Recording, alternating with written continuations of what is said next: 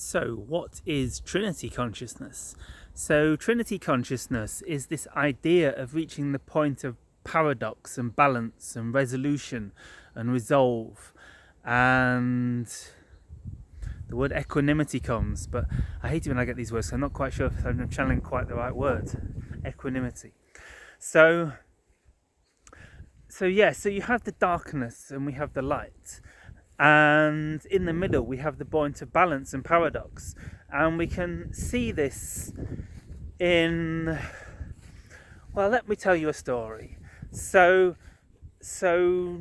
almost 2 weeks ago I was in London staking out our event house for our 2020 London First Contact event, coming soon, watch this space. And I had this experience where I was having this debate with some guys about Donald Trump, Corey Goode and David Wilcock about whether they're good or bad, basically. Very black and white arguments, and the argument was coming very black and white, very egoic from my perspective, certainly. Like I didn't really see it because it's coming from a pure place. I truly thought, like, I've been following a lot of Bashar, and Bashar was saying don't focus on whistleblowers because the whistleblowers are the greatest advertisers, and you focus on that frequency, that energy, you create that reality. So I interpret that as don't focus on Corey Goode and David Wilcock, and that's a valid perspective of creation. But then that night I had this realization and this awakening experience where Krishna came to me and I renounced in the name of Krishna, interestingly. And so I'm not sure what that means yet, so I'm still processing this. And then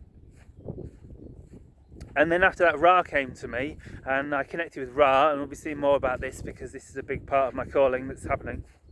A big part of Trinity, like Ra ignited this Trinity consciousness in me, and so this is my calling, I guess. Like Trinity, like unity is Trinity, though unity doesn't resonate. I have to use the word Trinity.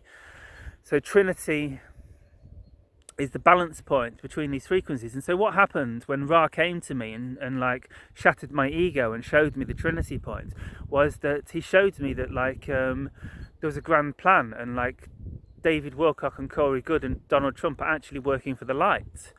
And what this occurred in me was this such a grand transition in beliefs that I previously believed like I was swaying down as a weird timeline, even though I'd previously sensed into Corey Goode and everything I got was good, really, except for the fact that he communicates with reptilians. That's what I sensed.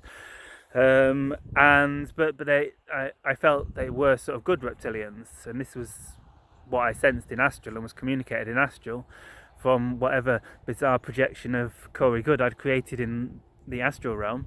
And so, but what occurred was it shattered my egoic perspective or my belief in Donald Trump so radically that I can no longer really see dualistic beliefs since then. It's like, I guess it's shattered me into the non-dual state, which is the Trinity state, because the non-dual state is the third state, is the point of paradox, the balance, and the Trinity.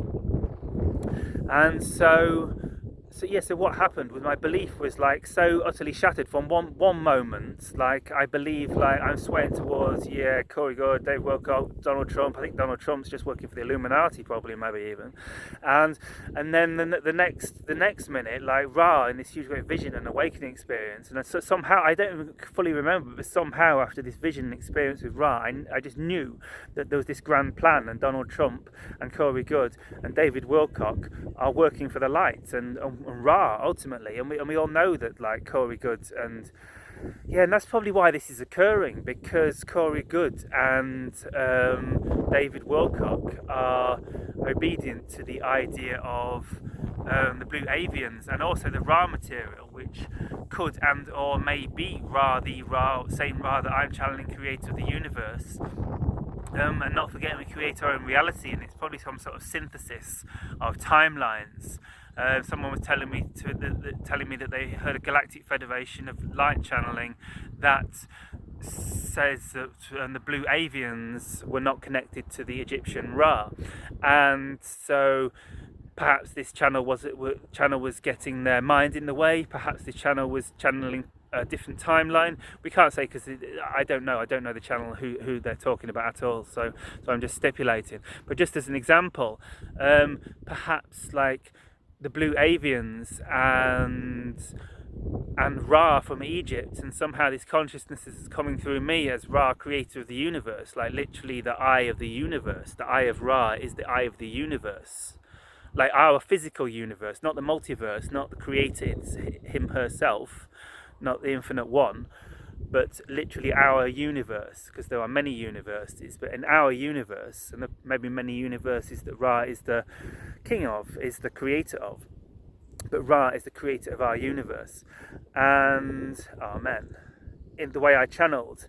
And so yes, so basically I feel like I've shifted to a parallel timeline due to this experience with Ra, where we've unified into this reality where I am channeling Ra, creator of the universe, and there's other people like teachers like Bentinho Massaro who have been heavily influenced by the Ra Law of One teachings. And then you got Corey Good with the Blue Avians, and like the Ra from ancient Egypt, and perhaps they're all like, it's like timelines merging, because it's all perspective. We're all in our own unique reality, and somehow we're co-creating. But as we come together, it's like a timeline solidified. It's suddenly like we're going ka-chung, ka-chung, and a load of timelines have come together. And fortunately, in this timeline, Donald Trump's working for the light, and Corey Good's working for the light, and David Wilcock's working for the light, and Bentinho Massaro's working for the light. In case there was any of you wondering that the latter might be invested in some truth of those ridiculous posts that were made about them.